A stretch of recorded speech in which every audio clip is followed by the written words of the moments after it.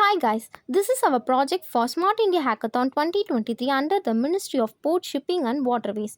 Our drone comes under the problem statement drone-based surveillance systems for the vessels plying in the port areas and encroachments. Our drone SARA-D is equipped with AI/ML-based camera system with object detection, face recognition and line coding. Our drone records and transmits live video of the surroundings and feeds it to the AI module, which in turn runs object detection and facial recognition and outputs the video in an user-friendly interface.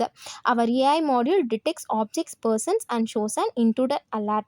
So you can see properly that a camera module is attached to the drone properly. So in this video, the camera module detects the person clearly, and also alert to the unknown person. We have uploaded a database of the persons to the AI module to differentiate friendlies from intruders.